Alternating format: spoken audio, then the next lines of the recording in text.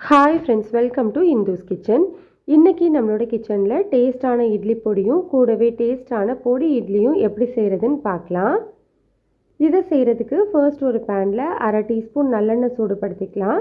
எண்ணெய் சூடானதுக்கு அப்புறமா மெஷரிங் கப்ல 1/2 கப் அளவு கருப்பு உளுந்து சேர்த்திருக்கேன். நீங்க இதுக்கு பதிலா வெள்ளை உளுந்து கூட யூஸ் பண்ணிக்கலாம். நீங்க எந்த கப்ல உளுந்து எடுக்கிறீங்களோ அதே கப்லயே மற்ற பொருளையும் மெஷர் பண்ணிக்கோங்க. ஸ்டவ்வை லோ டு மீடியம் ஹீட்டில் வச்சுட்டு இந்த உளுந்துலேருந்து நல்ல வாசனை வர வரைக்கும் வறுத்துக்கலாம். இப்போ நமக்கு உளுந்து நல்லா வறுபட்டிருக்கு. இதை ஒரு பிளேட்டில் கொட்டி ஆற வச்சுக்கோங்க. இப்போது அதே பேனில் 1/2 டீஸ்பூன் நல்லெண்ணெய் சூடுபடுத்திக்கலாம். இது கூட நான் ஒரு காரத்துக்கு 15 வரமிளகாய் சேர்த்துருக்கேன். உங்களோட காரத்துக்கு ஏற்ற மாதிரி மிளகாயோட அளவை எடுத்துக்கோங்க. கூடவே இந்த இட்லி பொடிக்கு தேவையான அளவு உப்பு, 1 டேபிள் ஸ்பூன் கல்லுப்பு சேர்த்துருக்கேன். மிளகாய் சேர்க்கும் போது உப்பு சேர்த்து வறுத்தோம் அப்படின்னா மிளகாயோட நெடி நம்மளுக்கு தெரியாமல் இருக்கும். இப்போ இந்த மிளகாயை ஒரு நிமிஷத்துக்கு வறுத்துட்டு இதையும் அதே பிளேட்டில் கொட்டி ஆற வச்சுக்கலாம். இப்போது அதே பேனில் 1/4 கப் அளவு கருப்பு எள் சேர்த்துருக்கேன். நீங்கள் கருப்பு எள்ளுக்கு பதிலாக வெள்ளை எள் கூட யூஸ் பண்ணிக்கலாம். ஸ்டவ்வை லோ ஹீட்டில் வச்சுட்டு இது ஒரு நிமிஷத்துக்கு மட்டும் வறுத்துக்கோங்க. ரொம்ப நேரம் வறுக்கக்கூடாது. எள்ளு கரைஞ்சி போயிடுச்சுன்னா பொடி மொத்தமுமே நம்மளுக்கு கசப்பாக இருக்கும். இப்போ நம்மளுக்கு எள் வறுபட்டுருச்சு. இதையும் அதே பிளேட்டில் கொட்டி ஆற வச்சுக்கோங்க. இப்போ பேனில் ஒரு 2 சின்ன துண்டு கட்டி பெருங்காயம் சேர்த்துருக்கேன். கட்டி பெருங்காயத்துக்கு பதிலாக நீங்கள் தூள் பெருங்காயம் யூஸ் பண்ணுறீங்க அப்படின்னா 3/4 டீஸ்பூன் அளவு சேர்த்துட்டு ஒரு 10 செகண்ட் மட்டும் வறுத்துட்டு எடுத்துடலாம். இப்போ இந்த கட்டி பெருங்காயம் நல்லா பொரிஞ்சு வர வரைக்கும் வறுத்துட்டு இதையும் அதே பிளேட்டில் கொட்டி ஆற வச்சுக்கோங்க. இப்போ இதெல்லாமே நல்லா ஆறிடுச்சு. இதை ஒரு மிக்ஸி ஜாருக்கு மாற்றிக்கலாம்.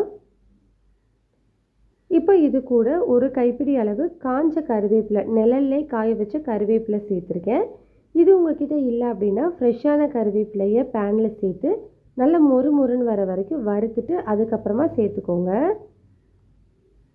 இப்போ இதை பல்ஸ் மோடிலே போட்டு ஒரு 2-3 சுற்று மட்டும் சுற்றி எடுத்துக்கலாம். இப்போ நான் பல்ஸ் மோடில் சுற்றி எடுத்திருக்கேன். இது கூட ஒரு 5 பல்லு பூண்டை தோலோடவே சேர்த்துட்டு திரும்பவும் பல்ஸ் மோடில் ஒரு 2 முறை மட்டும் சுற்றி எடுத்துக்கோங்க. அவ்வளோதான், நம்மளுக்கு சூப்பரான டேஸ்டான இட்லி பொடி ரெடி ஆகிடுச்சு. இட்லி பொடி இப்படி கொஞ்சம் ரவையாக இருந்ததுனால டேஸ்ட் நல்லாயிருக்கும். இப்போ இதை வச்சு நம்ம பொடி இட்லி எப்படி செய்கிறது அப்படின்னு பார்க்கலாம். பொடி இட்லி செய்கிறதுக்கு ஒரு பேனில் 1 டேபிள் ஸ்பூன் அளவு நல்லெண்ணெய் சேர்த்துக்கோங்க. எண்ணெய் சூடானதுக்கப்புறமா இதில் ஒரு பாதி பெரிய வெங்காயத்தை நல்லா பொடியாக கட் பண்ணிவிட்டு சேர்த்துக்கலாம். வெங்காயத்தை ஒரு நிமிஷத்துக்கு மட்டும் வதக்கிக்கோங்க. ரொம்ப நேரம் வெங்காயம் வதங்கணும்னு கிடையாது. வெங்காயம் கொஞ்சம் வதங்கினதுக்கப்புறமா நான் இதில் ஒரு 20 மினி இட்லி சேர்த்துருக்கேன்.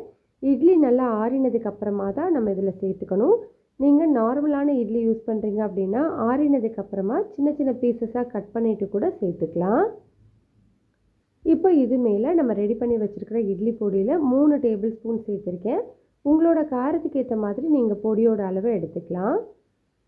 இது மேலே கொஞ்சமாக கருவேப்பிலை சேர்த்துட்டு ஸ்டவ்வை ஹை ஹீட்டில் வச்சு ஒரு முறை கலந்துட்டு ஸ்டவ் ஆஃப் பண்ணிடுங்க. அவ்வளோதான், நம்மளுக்கு சூப்பரான டேஸ்டான பொடி இட்லியும் ரெடி ஆகிடுச்சு. இதே மாதிரி நீங்களும் செஞ்சு பாருங்கள். டேஸ்ட் ரொம்ப சூப்பராக இருக்கும். இந்த ரெசிபி உங்களுக்கு பிடிச்சிருந்ததுன்னா லைக் பண்ணுங்கள், ஷேர் பண்ணுங்கள், கமெண்ட் பண்ணுங்கள். மறக்காமல் இந்துஸ் கிச்சனை சப்ஸ்கிரைப் பண்ணிவிட்டு கூடவே பெல் பட்டனையும் கிளிக் பண்ணி ஆளுங்கிற பட்டனையும் கிளிக் பண்ணிக்கோங்க.